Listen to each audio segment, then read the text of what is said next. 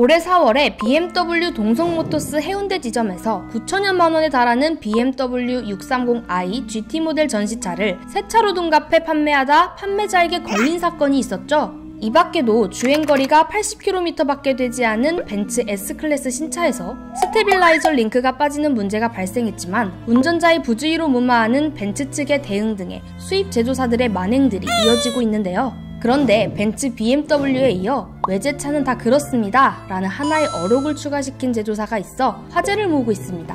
모든 외제차는 그렇다는 말을 남긴 제조사의 정체를 함께 확인해 보실까요?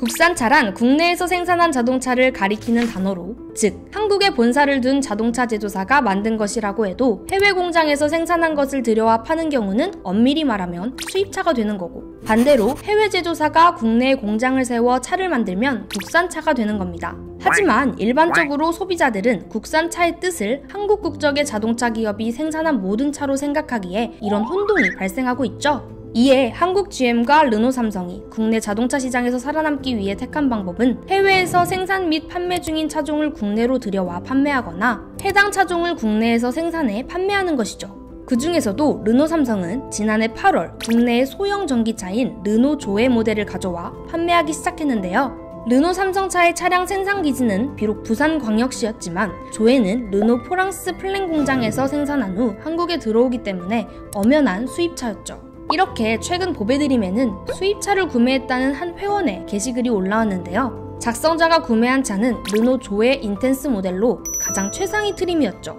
하지만 작성자는 기다리고 기다리던 조회가 도착했다는 기쁨과 동시에 황당함을 느꼈다고 하는데요. 출고하기 위해 방문한 대리점에서 본 조회의 상태가 심각했기 때문입니다. 작성자가 글과 함께 첨부한 사진을 보면 충전구 내부에 쌓인 먼지는 기본이었고 운전석 쪽 치킴, 도어 하단부 먼지와 오염, 앞범퍼 오염, 트렁크 좌우 나사 헤드 부분 녹, 시트 사이 먼지, 2열 콘솔 스크래치, 운전석 하단부 스크래치 등 여러 문제가 존재했는데요. 이 같은 문제들을 작성자가 직접 발견하자 르노 삼성 대리점 측은 내장재는 교체 가능하니 교체해서 타면 되고 녹이 쓴 나사는 교체를 원하면 교체 가능할 것 같다며 다른 고객들은 큰 문제로 생각하지 않고 그냥 스무스하게 넘어가는 일인데 작성자 보고 너무 민감한 거 아니냐는 반응을 보였다고 합니다.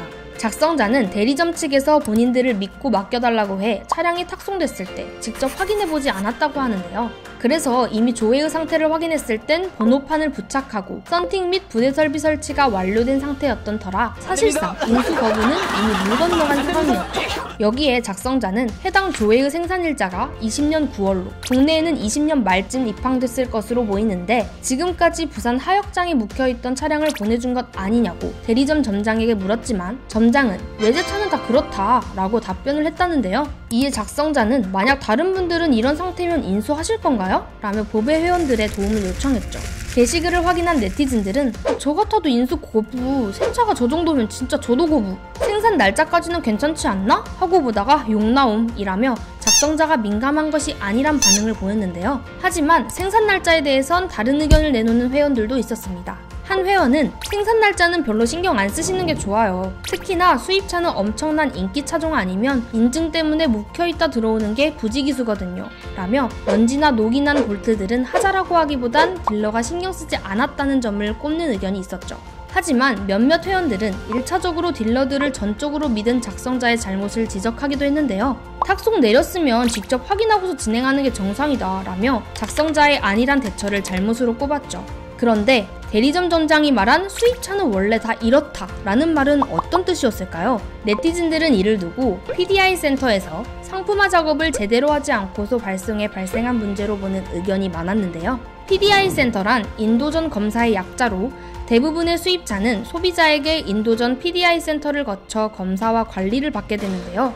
문제는 테슬라와 같이 인기 모델이 아닌 수입차들이 만약 수요 예측에 실패할 경우 PDI 센터에서 무기한 대기하는 경우가 빈번하게 일어나 대부분의 PDI 센터가 바닷가에 위치해 오랜 기간 염분이 높은 바닷바람에 노출하게 된 상태로 수개월간 방치된다는 점을 얘기한 것이죠. 하지만 문제는 아무리 그렇다고 할지라도 출고 시에 제대로 된 보수 작업이 PDI 센터에서 이루어져야 했다는 것 아닐까요? 실제로 신차 보닛에 컴파운드 작업 흔적이 있거나 범퍼 하단 코팅이 벗겨져 PDI 센터에서 출고 전 재도색을 하는 등 국내 PDI 센터에 대한 소비자들의 불만이 이어져 한때 국토부에선 PDI 센터에서의 수입차 수리 시 고지 의무를 강화하기 위한 법 개정을 추진했으나 무산돼버리고 말았죠. 이 때문에 PDI 센터를 거친 차량에 대한 품질 문제는 여전히 개선되지 않는 상황입니다. 수입차는 다 그렇다는 르노 삼성 대리점 점장의 PDI 실체에 대한 여러분들의 생각은 어떠신가요? 댓글로 남겨주시면 감사하겠습니다. 오토포스트 이슈플러스였습니다.